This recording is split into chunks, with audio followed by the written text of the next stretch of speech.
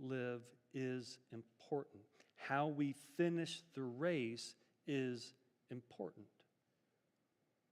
And the talents that God has given me, I've been wrestling with this for years. It's time. I don't want to waste them, and I want to use them.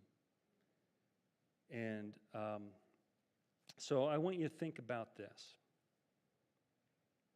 Here's the left turn, okay? What if the servants in the parable who represent individual believers also represent individual congregations?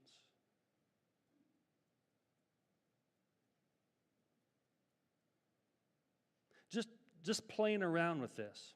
Where are we at here? Oh, yeah, we got an hour yet.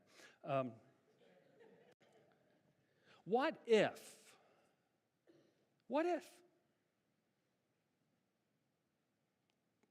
we get to heaven and there's Jesus, and do you know me? Yes. Okay, what'd you do with what I gave you? And we'll play around with that a little bit more later to come. And so, what have we been entrusted with? See, it's real easy. And I'm not saying all of you do this, but it's just easy to think that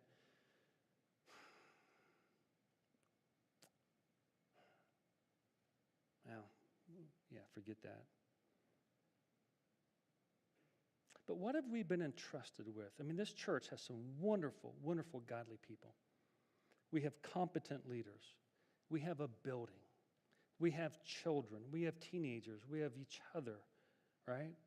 That we are responsible for. And so when Jesus says, okay, what are you doing with what I've given you? What are we doing with our children? What are we doing with our teenagers? What are we doing with whatever it might be, right? And then above and beyond that, He's given us a community. A community that's broken and lost and hurting. And we have a part to play in our community. And so I believe one day He's going to ask us, okay, Klamath Falls Nazarene, what'd you do with your community that I gave you? Right? In my notes, it says, remember the video at the beginning. Well, you don't. Because there's supposed to be another video at the end that kind of closes this out. But I'm just going to reiterate what I said. There is an initiative from the Nazarene Church, USA and Canada region, about 5,100 churches, that the church is asking us to collectively get on board. And last year was a year of prayer. And like I said, we missed it just in transition, all that kind of stuff. But out of that time of prayer came these three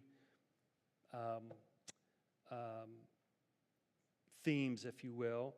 This year is bless our community. Next year is bring people to Jesus. And then the following year is really becoming Christ-like disciples. And so the intent this year is to find a way to bless our community and open the door for conversations and relationships that hopefully will lead to introducing people to Christ. Now, here's the cool thing. From Easter to Pentecost, we're going to have times of prayer. We're going to have a devotional book that we all get to go through. And we're going to be going alongside of our fellow Nazarene churches throughout the region. And through that prayer time, we will be seeking God, what do you want us to do collectively as a church? Okay? So, good video, huh? Yeah. And it was from Stan Reeder, by the way. Some of you remember Stan. So let me close with this. Jesus says, let your light shine. Let your light shine.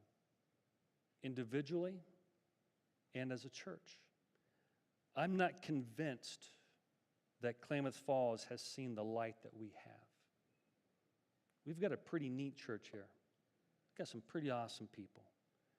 And I think our community really needs to see who we are and what we can do. Don't know what that means yet, but we'll get there, okay? So let your light shine, okay? Let me pray, and then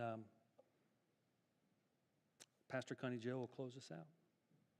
So, Father, again, we come before you. And Lord, there's all kinds of things probably going through our heads. And Lord, there's all kinds of voices that are calling for our attention. Maybe it's a restaurant, maybe it's an appointment, maybe it's a laundry list.